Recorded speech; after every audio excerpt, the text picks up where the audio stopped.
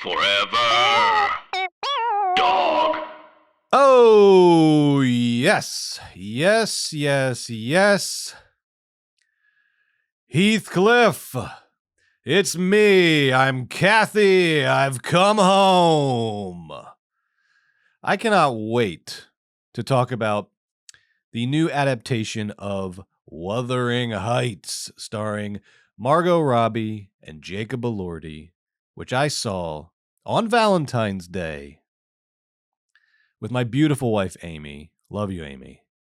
We saw it in a packed house at the Universal AMC at City Walk with what I would call a semi-horny crowd. Semi-horny. I was hoping for Beatlemania when the camera cuts to a shirtless Elordi for the first time in the stables with loose pieces of hay cascading down his chest. I was hoping for raw, feral energy from the strangers seated around me. I was hoping for more.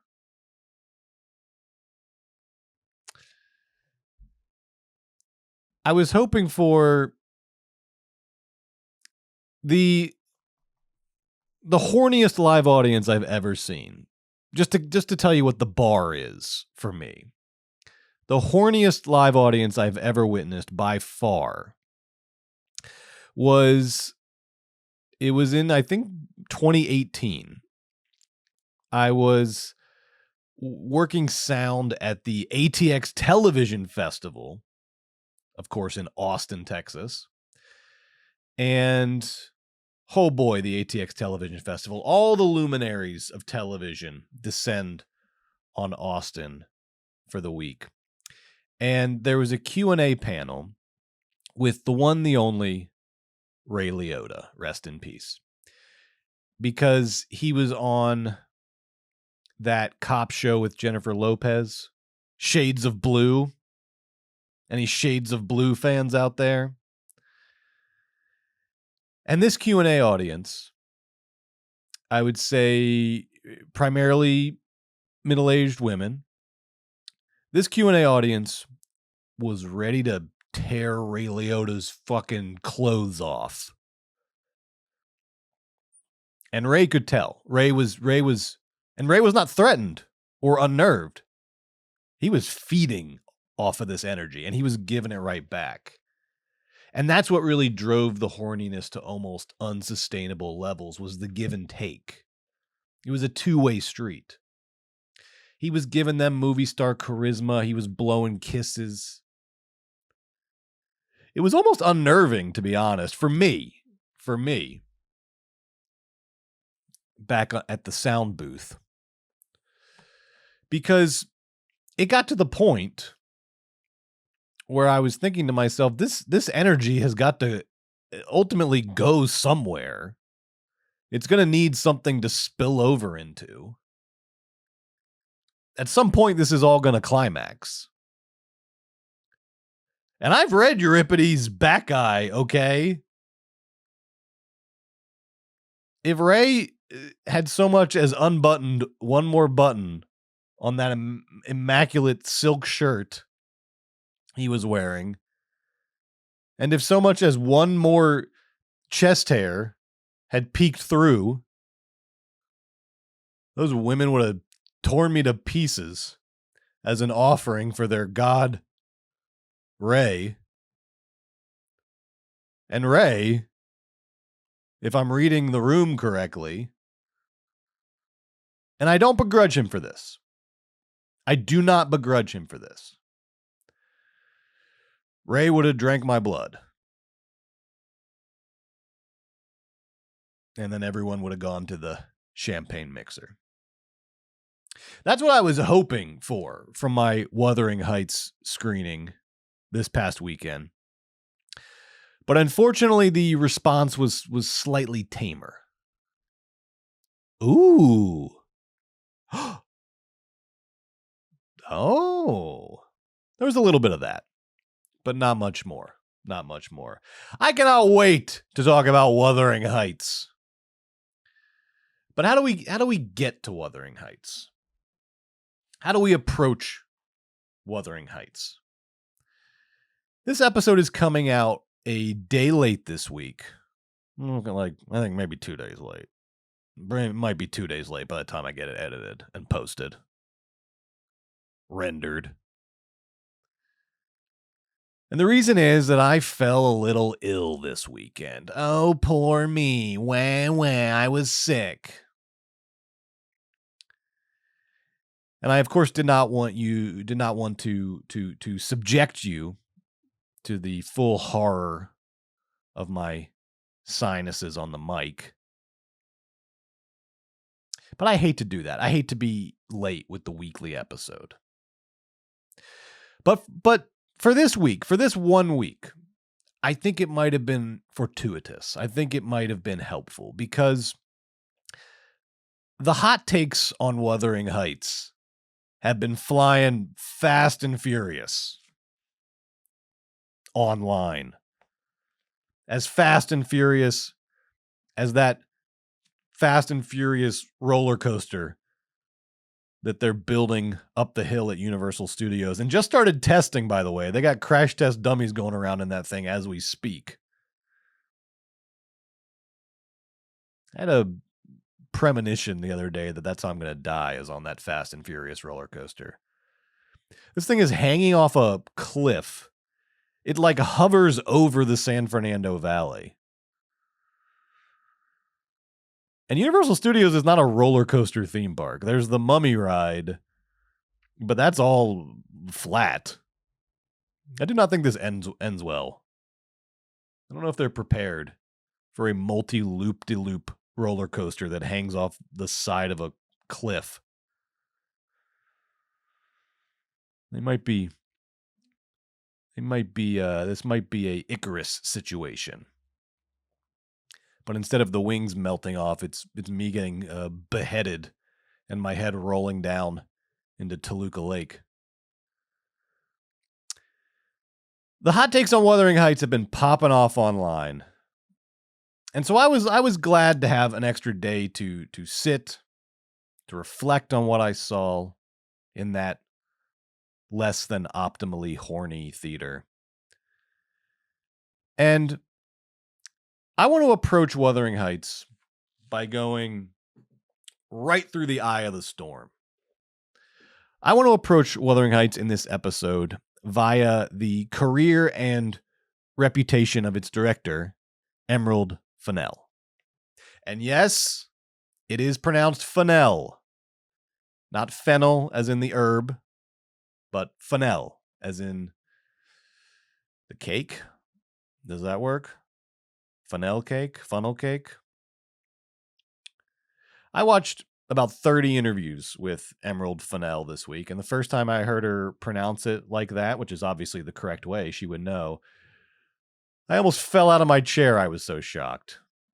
In large part because I've been confidently mispronouncing it as Emerald Fennell for years, like an asshole.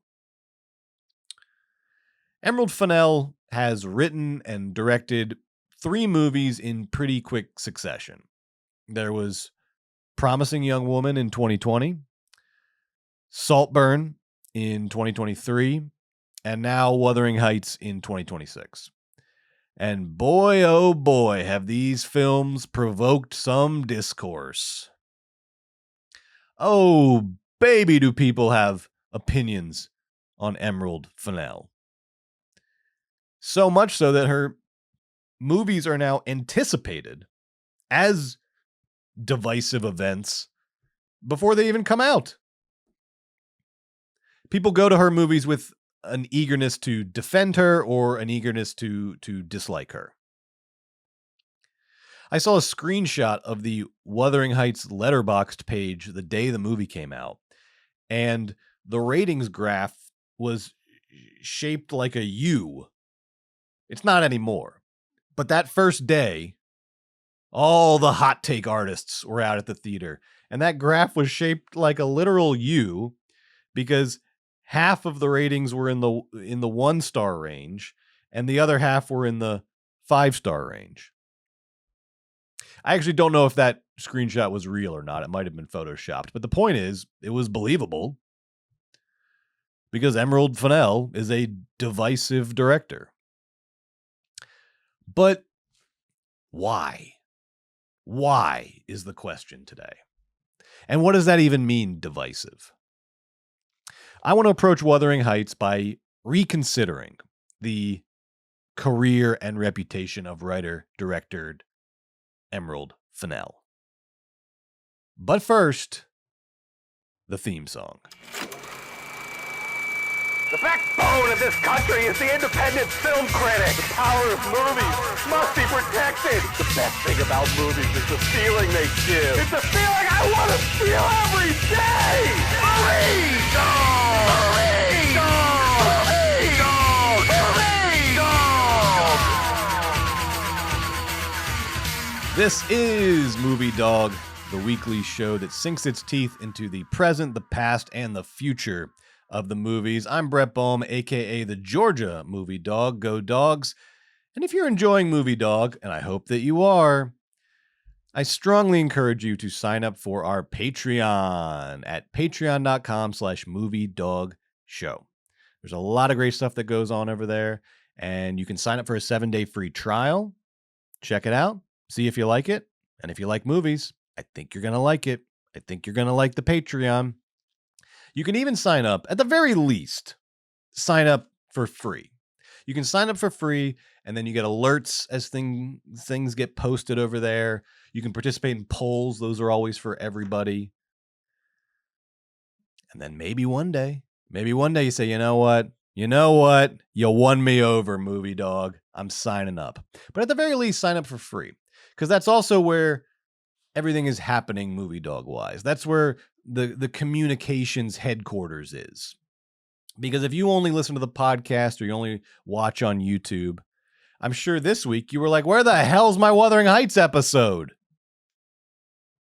Get off your ass and give me my episode, Movie Dawg. But if you're on the Patreon, you would know I was sick. I was so sick. That's why, if nothing else, you should sign up for the Patreon for free and then see how it goes. See where it goes from there. It's patreon.com/moviedawgshow.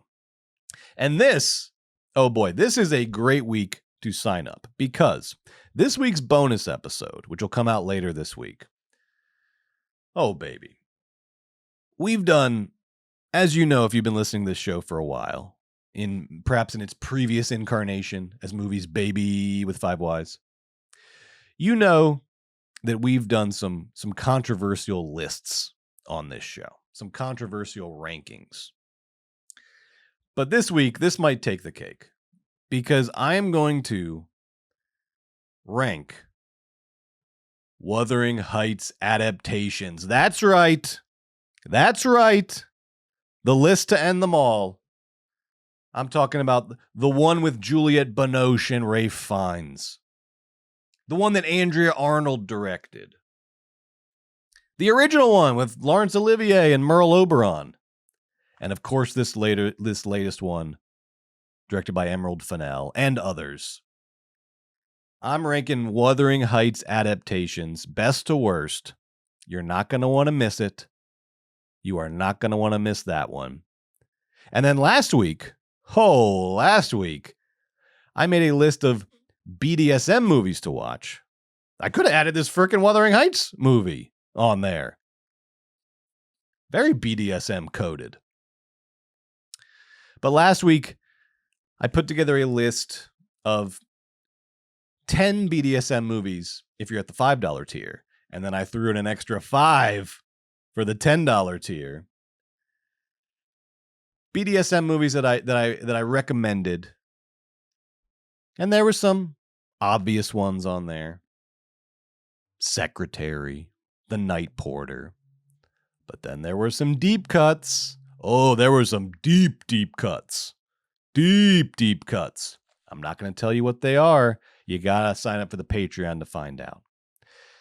And if anyone on the Patreon watches Exit to Eden, please let me know what you think.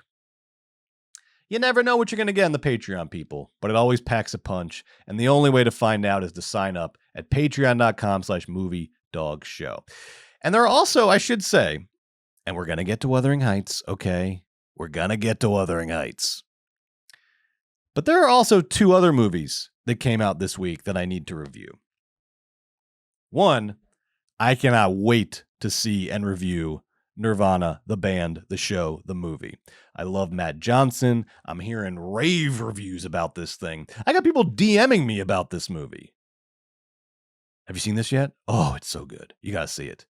People I trust, people whose point of view I trust and rely on, are going out of their way to tell me how good this movie is. I cannot wait to see it. But I'm going to be honest in my review. And then I'm also very excited to see this whacked out Gore Verbinski movie, Good Luck, Have Fun, Don't Die, with Sam Rockwell. Great trailer. Looks fun. Looks weird. We'll see. And that one, I believe, is on somebody's fantasy team. So the stakes are high. And you know I'll be honest. I'll have reviews of those movies coming your way most likely on Patreon as well. And once again, that web address is patreon.com/moviedog show. All right. We can't put it off any longer. We've got to talk about Emerald Fennell. And let's just go ahead and start with the big old elephant in the room. Her dad's the king of bling. Her dad's the king of bling. Emerald Fennell's dad. I said Fennell! I knew I was going to say it at least once. Oh, I've been practicing and rehearsing. And every time I say Fennell, I whip myself. Like Silas in the Da Vinci Code. And still, it came out of my mouth on camera. Emerald Fennell's dad, I almost did it again. Emerald Fennell's dad is Theo Fennell. Theo Fennell, a.k.a. the king of bling, jeweler to the stars. You know those big diamond-encrusted crosses that Elton John wears?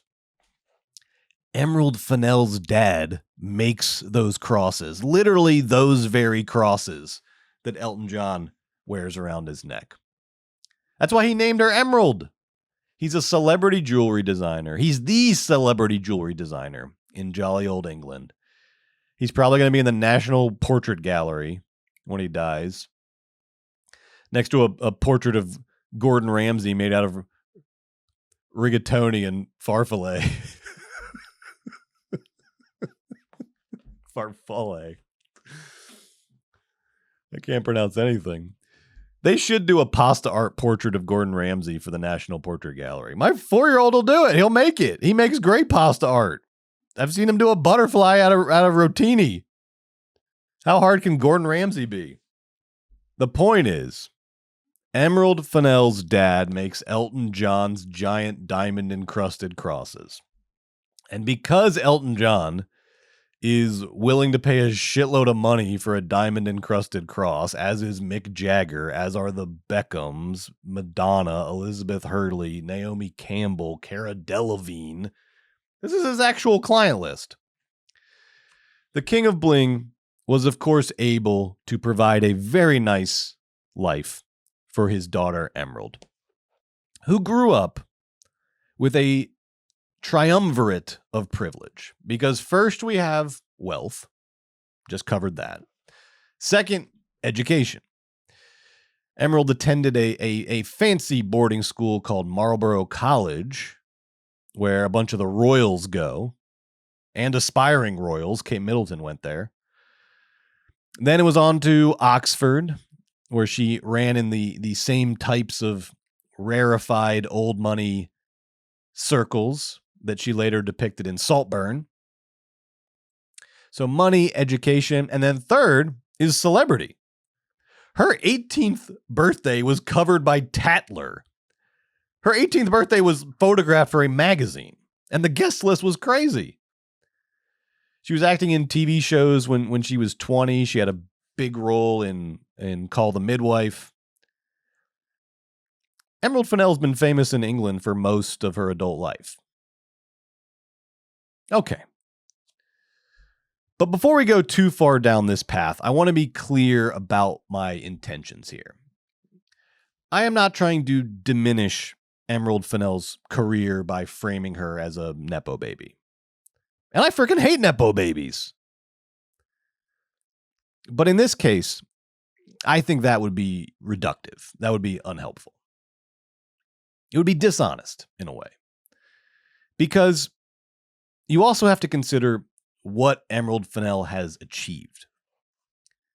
She is a woman who is a successful and provocative movie director, writer-director, whose movies are treated as cultural events.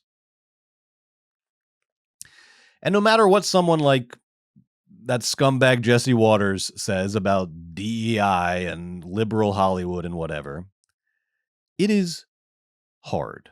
It is near impossible to be a woman who is a successful and provocative movie director whose movies are treated like cultural events. I wish the movie industry was more like the way Jesse Waters and Sean Hannity and Megyn Kelly describe it. I wish it had that kind of backbone.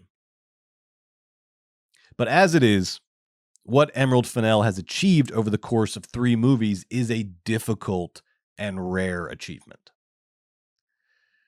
Now, did her wealth and privilege help? Of course it did. And in the interviews I read and watched, she admits it. She's not dying to talk about it. But she also, to her credit, does not skate around the issue like some others have done. Dakota Johnson, etc. She more or less says, the wealth and privilege provided me with more free time and more access than most people have, and I took advantage of that. Fair enough. But she's not Patrick Schwarzenegger. She's not just cashing in a famous name for a reserved spot. Because the movie industry has spots open all the time and available for a Patrick Schwarzenegger. Handsome Hollywood Nepo baby with famous name who wants to act.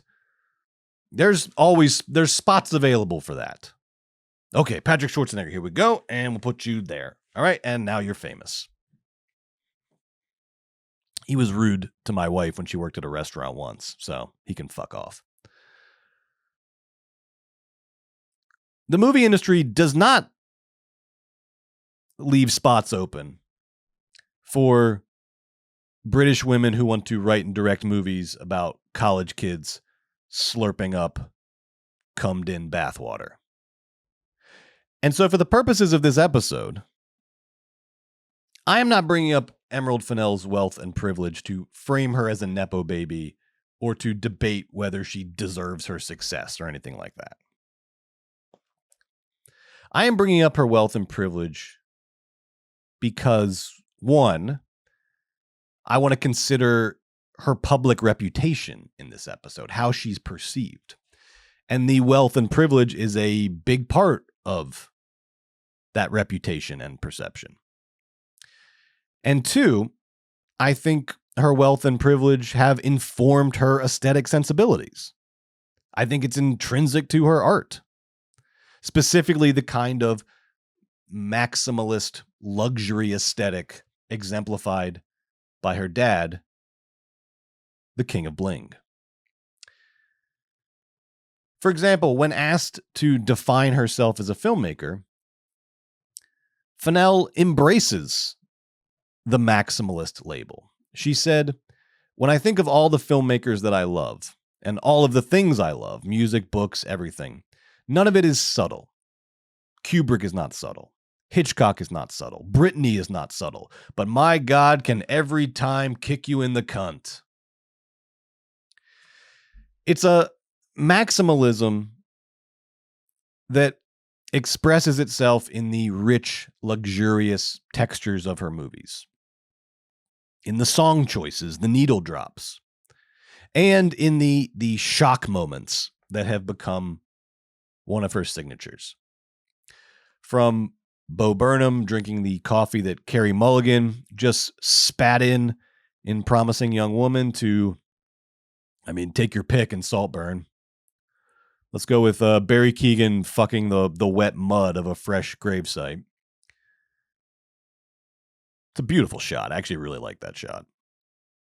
To Heathcliff and Isabella going full BDSM in Wuthering Heights. Emerald Fennell often directs like she's writing headlines for a tabloid. There's a sex tape of Heathcliff doing what?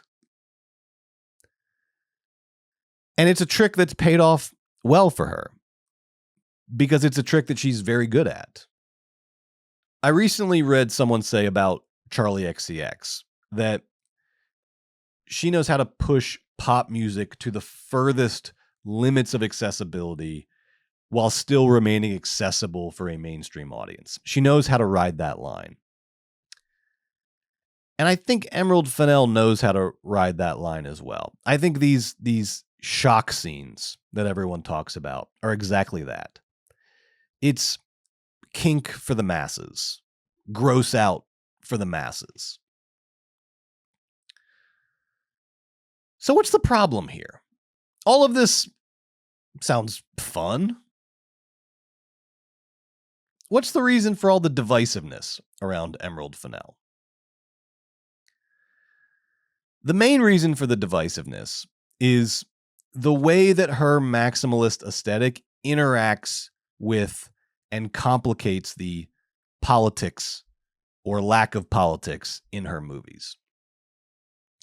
Here's a quick rundown on some of the backlash that her movies have received over the years. Starting with Promising Young Woman, which is about a med school dropout played by Carey Mulligan, who is traumatized by her best friend's rape and subsequent death by suicide.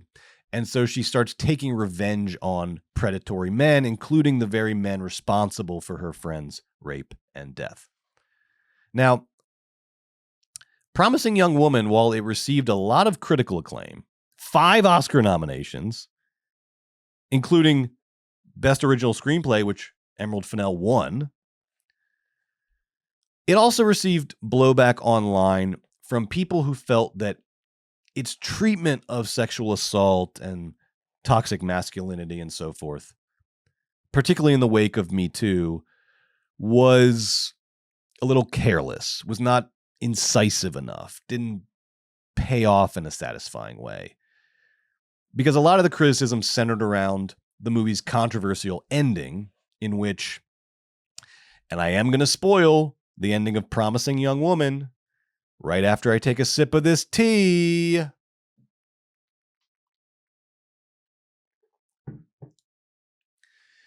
Carey Mulligan's character is murdered by the very man that she's seeking revenge against. And the way it's shot, she's murdered in a way that the scene doesn't really serve the themes of the movie in a meaningful way.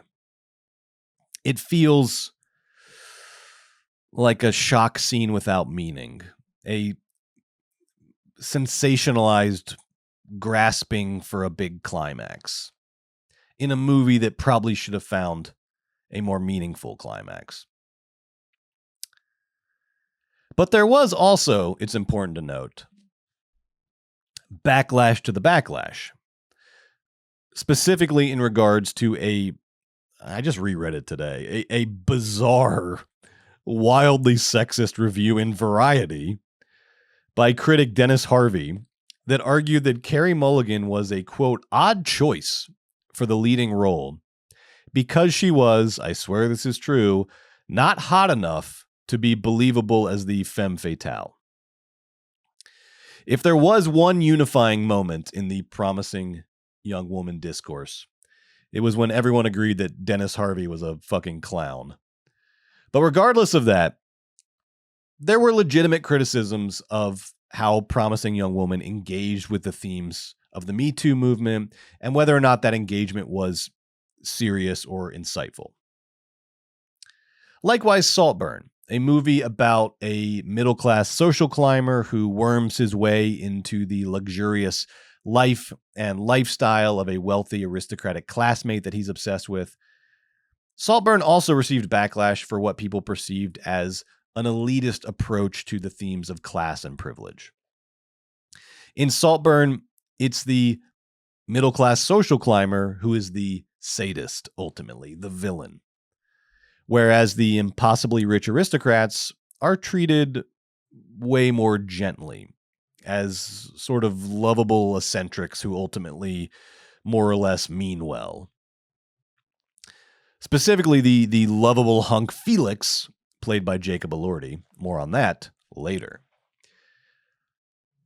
And it's with the Saltburn discourse that people really started to hone in on Emerald Fennell's background, her own wealth and privilege, considering how closely the Oxford scenes and the upper-class party scenes seem to mirror events in her own life. So, oh baby, you better believe the pump was primed for an all-time discourse overload when Fennell's adaptation of Wuthering Heights was announced. The first and most enduring controversy around Wuthering Heights has to do with the casting of white guy Jacob Elordi as Heathcliff, who is described in the book as being dark-skinned and is variously referred to as a gypsy and a little lascar, which is a term for Indian or Southeast Asian sailors. And although Heathcliff's ethnicity is never definitively stated in the book, it's pretty clear he's not white. That much we know for sure. And now that the movie has come out, there have also been the typical critiques about Fennell's perceived callousness towards themes of class and sex and power, which I'll get more into when we talk about Wuthering Heights. But to stick on Fennell's previous work for a second, when these movies came out, Promising Young Woman, Saltburn, I was largely on the side of the backlash. The movies felt to me, as to a lot of people, like a rich kid dabbling in political statements, dabbling in satire, but without the conviction to see the satire through to a meaningful end, and with lots and lots of blind spots along the way. Like a lot of people, I was more concerned with what Fennell wasn't doing in her movies than with what she was doing. But this week, I went back and watched Promising Young Woman and Saltburn again with a little bit of distance.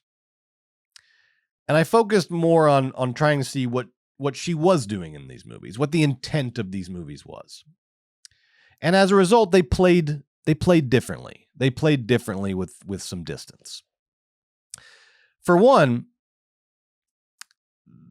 they no longer even remotely seemed like message movies. Promising Young Woman didn't feel like a commentary on Me Too, and Saltburn didn't feel like a commentary on class. They both felt like hyper-stylized, overcooked exploitation movies. They felt like exploitation movies. They felt silly and fun and lightly shocking. But at no point did I feel like the movies were making a point. Their fundamental drive, even Promising Young Woman, was to entertain and to be memorable.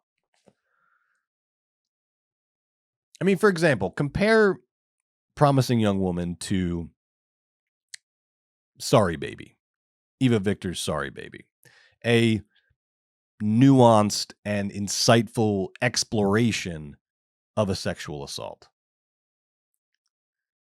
Compare Saltburn to, I don't know, compare it to The Social Network, a movie that has a lot to say about class and upward mobility in the 21st century.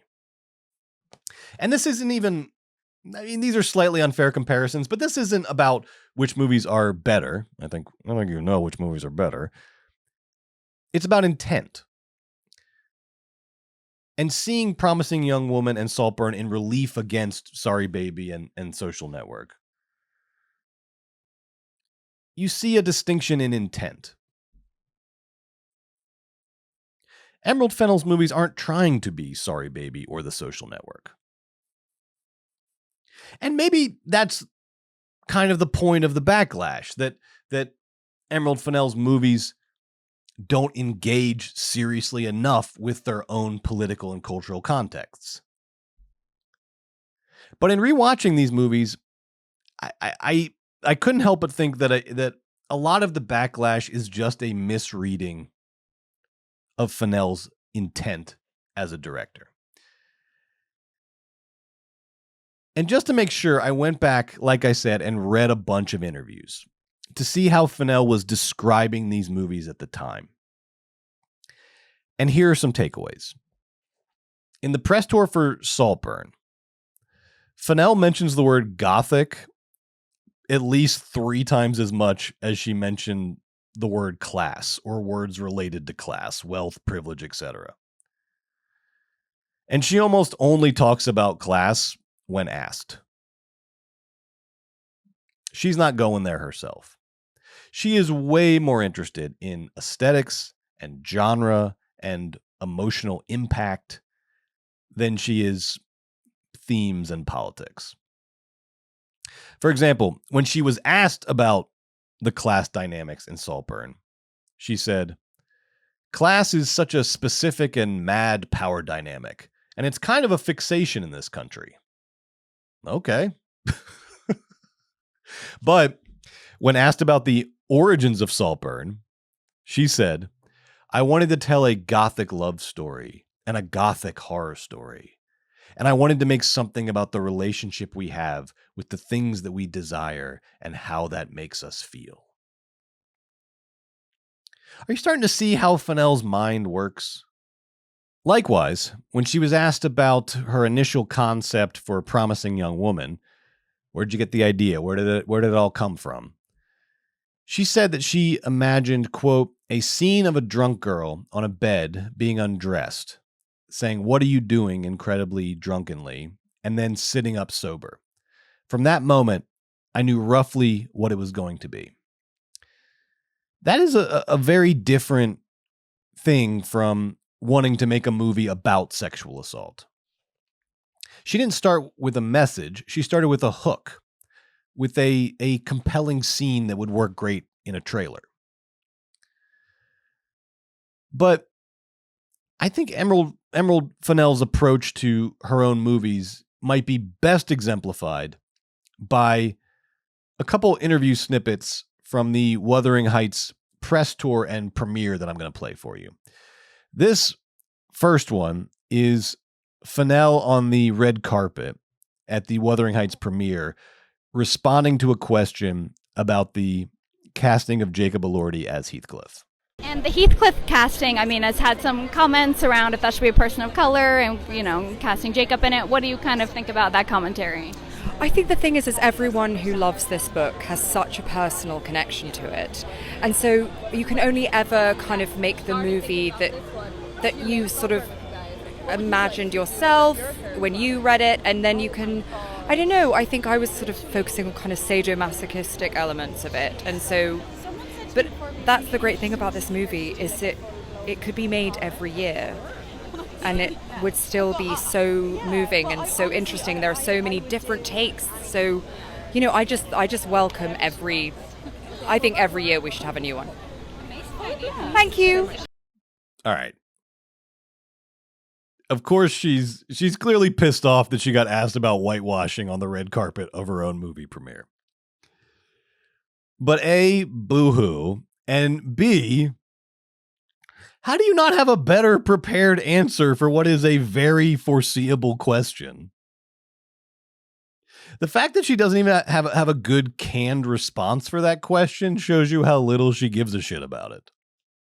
Now, compare that to the confidence and lucidity in her voice when she's talking about how Victorian arts and crafts inspired the look of Wuthering Heights in a separate interview.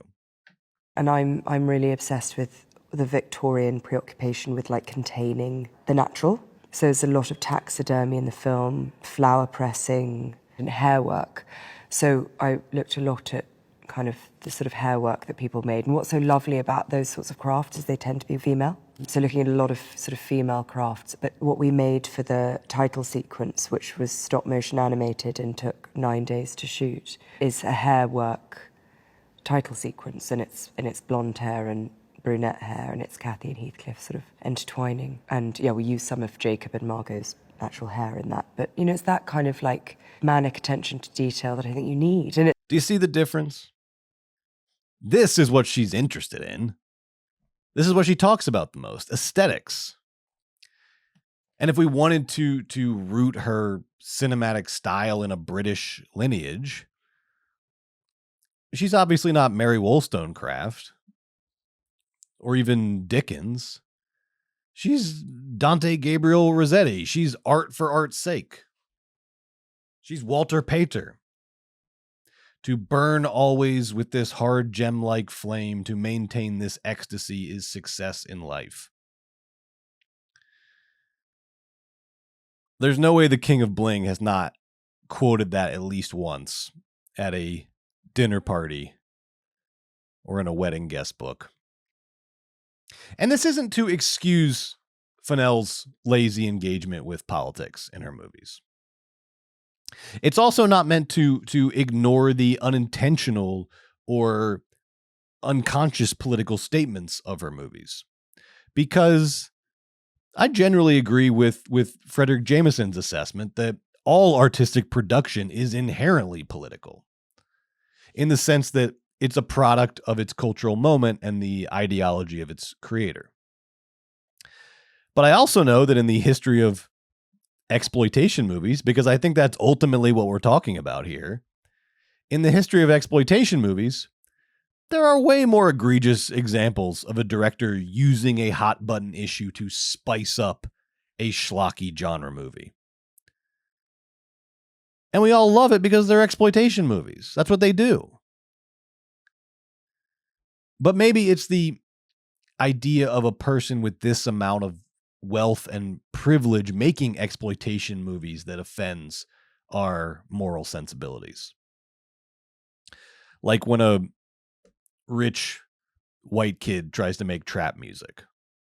Still, before I make any sort of judgment on Fennell's movies, and on Wuthering Heights in particular, I want to make sure that I'm seeing these movies for what they actually are, independent of the discourse. And I think there's one other element at play here that needs to be addressed. I think that to some extent, the backlash that her movies attract is motivated by an assumption that because movies directed by women are still very rare, in 2025, only 8% of the 100 highest grossing movies were directed by women. 8%. So because they are still, to this day, rare events,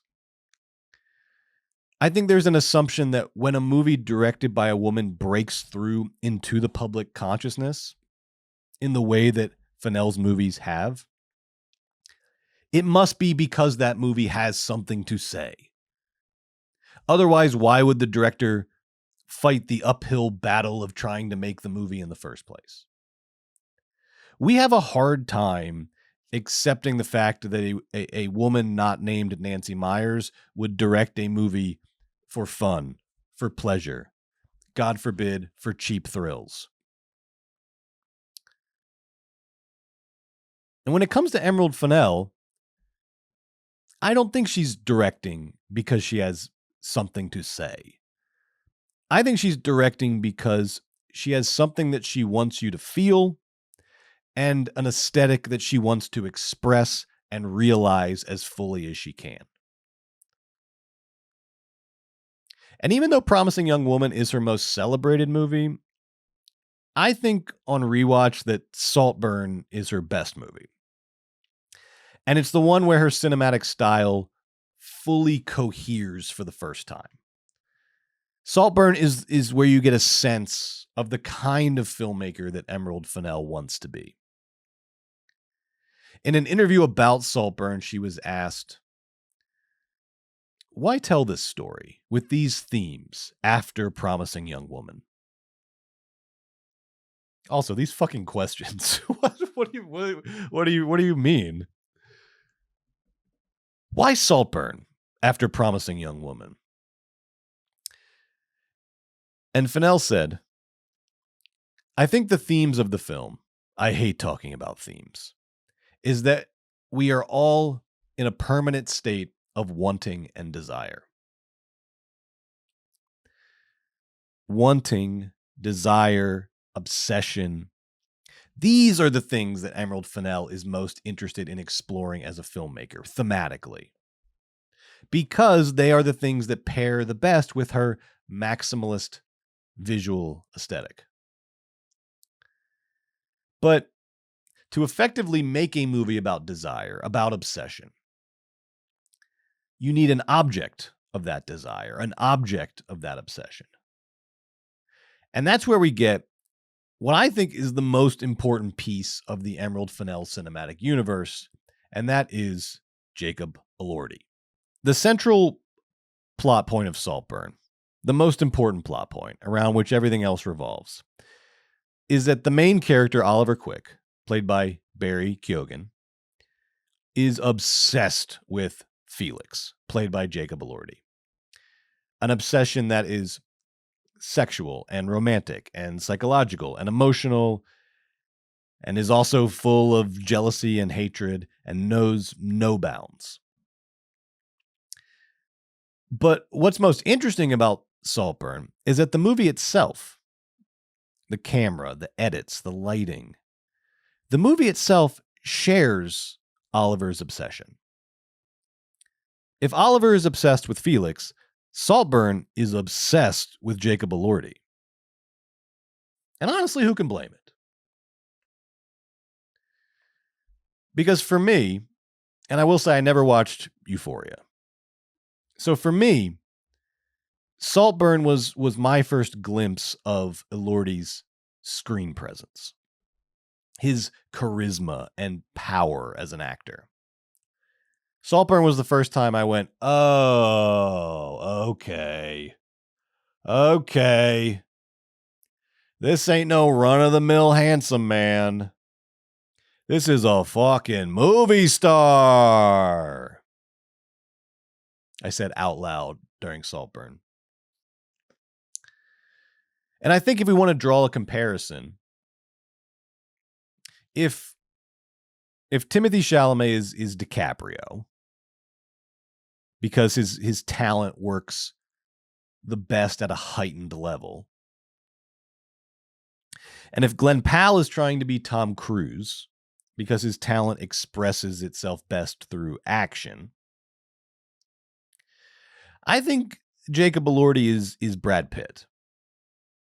Elordi's talent works best in its most relaxed state. He has the easy screen charisma of Pitt. It's so fucking easy for this guy. Or at least he makes it look that way. And yes, I know he did Frankenstein. But I guess that's his 12 Monkeys. It's not his sweet spot, though. Saltburn is much closer to his sweet spot. There's a scene in Saltburn where it's summertime in Oxford, and Elordi's lying on the floor of his ancient dormitory room that doesn't have AC, and he's shirtless, and he's sweaty, and he's smoking a cigarette, and he goes, "I am so fucking hot." And it may have been written this way, but it doesn't play as a dumb hunk saying a dumb hunk thing. It plays like a statement of first principles. It's, I think, therefore I am. It's the nature of his screen essence. And a funny thing that crops up when you read Emerald Fennell's statements about the character of Felix is that I think she intended Felix to be a little more of a dumb hunk, a little sillier, a little more pathetic than he comes off on screen. She repeatedly talks about how Felix was supposed to represent what her ideal guy was like in 2006, when the movie was set when she was at Oxford, and how Felix now in retrospect seems cringe. And there are certainly attempts in the movie to make Felix seem cringe. There are shots of him at costume parties at Oxford dressed like a cop, a bobby, awkwardly grinding on a crowded dormitory dance floor. There are attempts to make him seem cringe. But ultimately, it all just gets swallowed up by Elordi's world-conquering charisma. And speaking of swallowed up, the reason that the infamous bathwater scene works is because it's extreme, but considering it's Elordi's bathwater, it's not so extreme. I'm keeping that in. And so your brain is stuck, because I kind of mean it, because your brain is stuck between going, ugh, and going, I get it.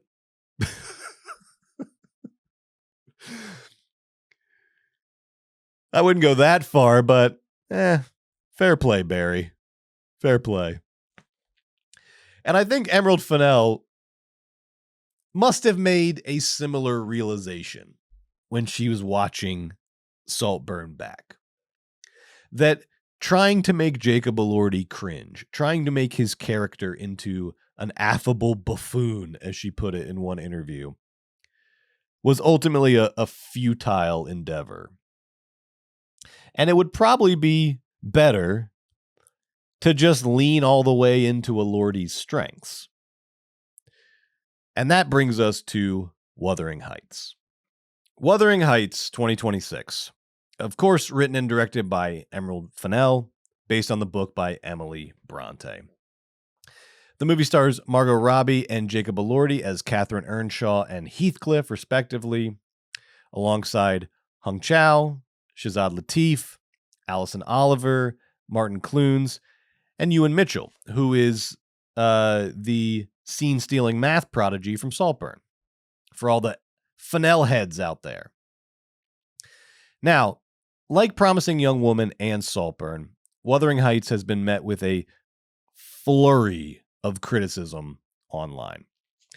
Mostly having to do, once again, with this sense that Fennell is playing fast and loose with themes of class and gender and race and sex, or not engaging with them at all, particularly as it relates to certain changes that she made to the novel in her adaptation. For example, in the book, Heathcliff's mistreatment as a child is directly related to his race. And so by casting Elordi as Heathcliff, a white guy as Heathcliff, Fennell just completely eliminates this theme from the movie altogether. The cast, however, is not all white. She casts the great Hung Chow as Nellie and Shazad Latif as Linton. And if you watch Toast of London, the great Matt Berry show Toast of London, you might recognize Shazad Latif as the one, the only Clem Fandango. And it was a thrill seeing him here. But race as a theme is completely eliminated from Fennell's adaptation. Likewise, the physical and psychological abuse that Heathcliff inflicts on his wife Isabella in the book is pretty much entirely removed from the movie because it's replaced by a consensual BDSM relationship. So instead of Heathcliff killing Isabella's dog, which is one of the things that he does to her in the book, in the movie, Isabella literally acts like a dog, being the sub to Heathcliff's dom. In the words of one critic on Threads, turning the abused wife character into a BDSM sub who enjoys the abuse is next level misogyny. Is it? I don't know. Either way, we once again find ourselves back in the Emerald Fennell Discourse Chamber of Death. And the central question is, does Emerald Fennell have a responsibility in adapting Wuthering Heights to engage meaningfully with all the themes in the book? Does she have a responsibility when making Saltburn to engage with the prominent theme of class? Does she have a responsibility when making Promising Young Woman to be more incisive about the dynamics of sexual abuse and toxic masculinity and rape culture? Do we even want Emerald Fennell to engage with these themes? Do we think her movies would be better if she did? Or do we just let Emerald Fennell make her exploitation fan fiction movies in peace and judge them according to their own criteria? In the case of Wuthering Heights, I do think that her inability to engage meaningfully with the book's themes outside of love and obsession puts a limit on how good the movie can be, for sure. For sure. Her adaptation is not a particularly deep or substantive adaptation of the book. Some people have compared it to a CW show. I think that's a little much. But it's certainly not a Merchant Ivory adaptation. But that being said, by once again focusing on what Fennell is not doing in Wuthering Heights, I do think her critics are missing out on a couple interesting things that she is doing in the movie. Namely, it is rare, it is very rare, that we get true examples of the female gaze in a major studio movie. And Wuthering Heights was distributed by Warner Brothers. It's a subtle shift, but you can feel it when you're watching the movie. Like something is different about the dynamics of this movie. And I found it really compelling. Because in Wuthering Heights, you have two mythologically beautiful, charismatic actors in Margot, Robbie, and Jacob Elordi. And it's not just that the camera is eroticizing Jacob Elordi in ways that we don't always see in major studio movies. It's also that it's prioritizing Margot Robbie as our POV. We see Heathcliff through Catherine's eyes in this movie.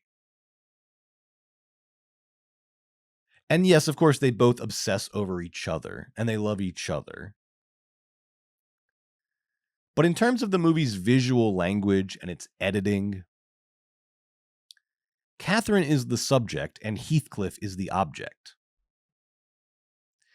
And what this accomplishes that I found really effective is, A, it allows Margot Robbie to give a freer performance without the camera like leering at her all the time. She can just act the character. And B, it allows Emerald Fennell to continue this mythologization of the screen presence of Jacob Elordi, which she started in Saltburn. Because I am really enjoying this Emerald Fennell Jacob Elordi partnership. I think it's a bit of a throwback in terms of a director-actor partnership. Because when you think of director-actor partnerships these days, it's typically something like Yorgos Lanthimos and Emma Stone, where the goal is for Yorgos to come up with a crazy new character for Emma that she can disappear into, transform into. What crazy character did you come up this time, Yorgos? What kind of fright wig do you have in mind for me now? And that's fine. That's fine. Emma Stone's an incredible actor. Yorgos is fine. But what Emerald Fennell and Jacob Elordi are doing is much closer to the way that actor-director partnerships worked in the golden age of Hollywood. 20s, 30s, 40s. Think of like Joseph von Sternberg and Marlene Dietrich, where the goal is not to come up with crazy characters for Marlene Dietrich to play. The goal is to maximize the cinematic potential of the person, to turn the actor into myth. I went back and I read in Joseph von Sternberg's autobiography where he's talking about this process of working with Marlene Dietrich. And he said, I did not endow her with a personality that was not her own. One sees what one wants to see. And I gave her nothing that she did not already have. What I did was to dramatize her attributes and make them visible for all to see. And I think that one of the best aspects of Saltburn and Wuthering Heights is the way that Emerald Fennell's camera dramatizes Jacob Elordi, mythologizes Jacob Elordi. And I think that Jacob Elordi is up to the task of being mythologized on screen. I think he has it. I think he's got it. And while I think that Margot Robbie and the supporting cast give really strong performances in Wuthering Heights, particularly Alison Oliver as Isabella, love Alison Oliver, Elordi's erotic power is what gives the movie its engine. It's the movie's reason for being. And when you go back and read Emerald Fennell's comments about the movie, there's even this like chicken and egg question that emerges as to which came first, Elordi or Wuthering Heights. Because while she's talked at length about how Wuthering Heights has been her favorite book since she was 14, the impetus to do an adaptation now seems to have started with the work that she did with Elordi on Saltburn. She said that she asked Elordi to play Heathcliff after seeing him on the set of Saltburn one day when he, quote, looked exactly like the illustration of Heathcliff on the first book that I read. This is like a white Jesus thing. And she goes on to say, and it was so awful because I so wanted to scream. Not the professional thing to do, obviously. I had been thinking about making Wuthering Heights, and it seemed to me he had the thing. He's a very surprising actor. I agree, Emerald. In another interview, she said, I wanted to make something that made me feel like I felt when I first read it, which means that it's an emotional response to something. It's like primal, sexual. So the picture is becoming clear here. Wuthering Heights, the book, the story, brings out a primal horniness in Emerald Fennell. That is the feeling that she wanted to capture on screen. That's why she made the movie. But she needed the perfect Heathcliff to capture that feeling. Enter Jacob Elordi. And now it makes sense why she looked at that reporter on the red carpet like she wanted to slit her throat. Because Emerald Fennell, with all of the discourse around her casting of Jacob Elordi, is getting cock-blocked by her own blind spots. And it's making her very, very angry. Can I just jerk off in peace? She's essentially asking with this movie. And the answer is, yeah, you can. The movie got made.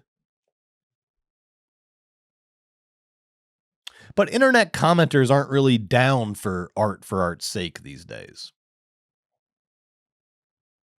Particularly not when it's made by the daughter of the King of Bling. And they're free to say their piece as well. I guess my own feelings on this ultimately end up being sort of contradictory. First, on the movie. I didn't think Wuthering Heights was bad. I didn't think it was great. There were things that I liked, namely the performance and the cinematic presentation of Jacob Elordi. I'm going to give it 3 stars. It divided a lot of people. It didn't divide me. I'm right in the middle. I thought it was good.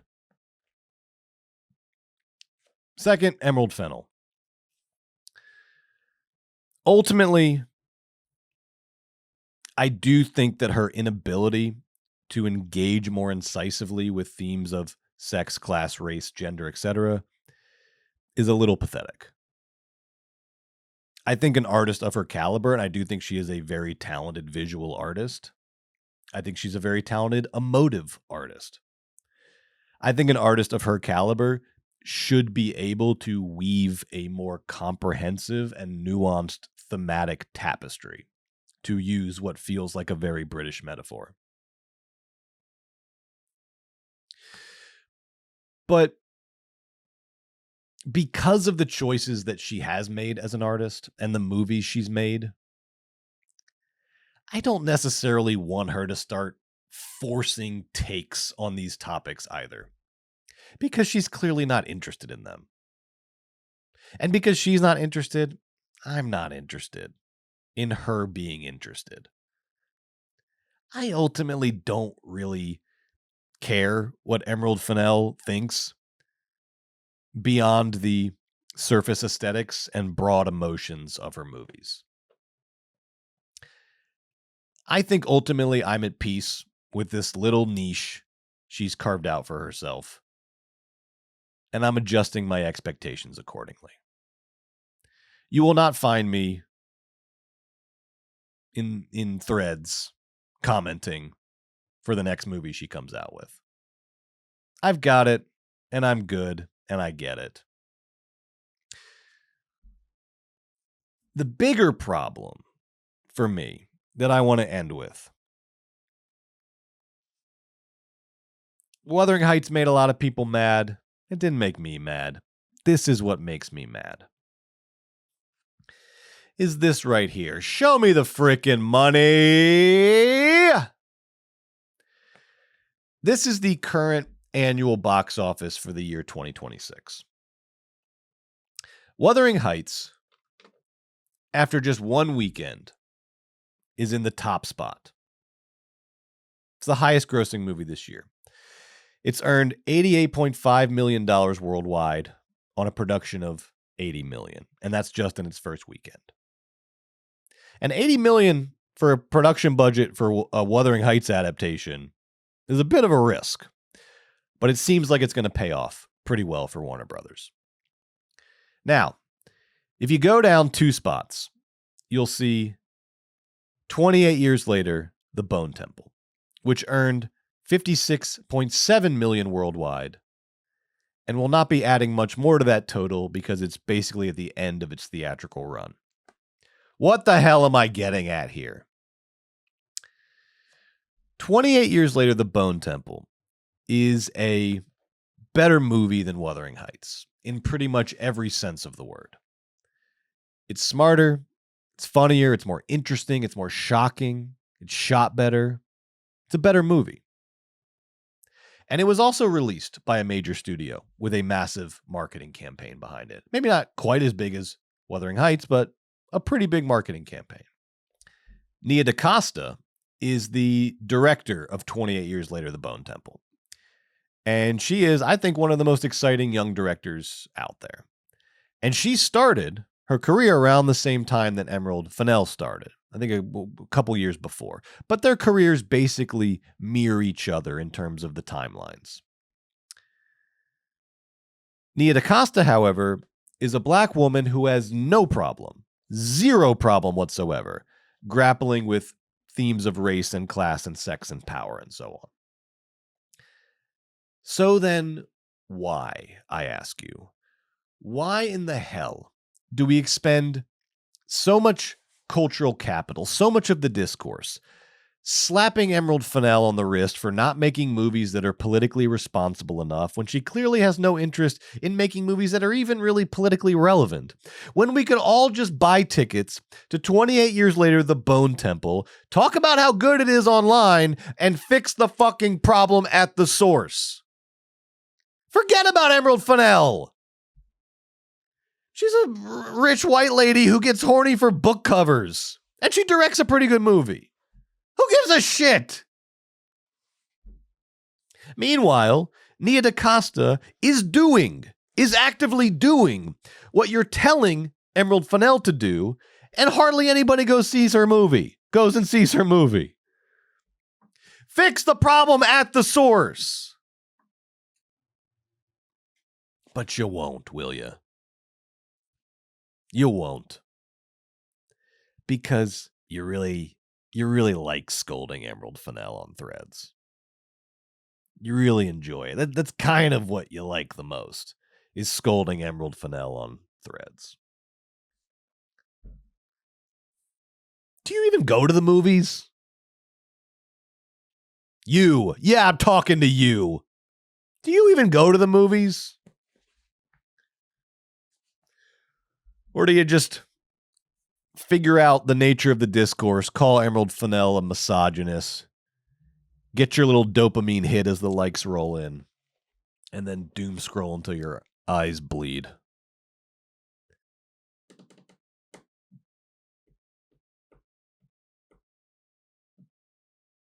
Just go see 28 Years Later, The Bone Temple. Fix yourself. It's raining in LA right now. There's the sound of rain on the roof. It's quite nice. It's quite nice. Thank you for joining me for another episode of Movie Dawg. Whew, I made it. Oh, I made it. That cold took its best shot at me, but it couldn't knock me out of contention this week, baby. I got the episode done. I said what I wanted to say about Wuthering Heights and Emerald Fennell. And thank you for your patience. As I get over this cold, I know the episode was late. I know my voice sounds like what it sounds like this week. But thank you for hanging on till the end. I do really appreciate it. Now, next week on the show, I actually don't know. I don't know what we're doing next week, because there's this new Glenn Powell movie coming out, How to Make a Killing. It's a Kind Hearts and Coronets remake, which is fascinating. So there's that. There's Nirvana, the band, the show, the movie, which everyone tells me is amazing. There's Crime 101. There's always Crime 101. So we'll see. We'll see what sings.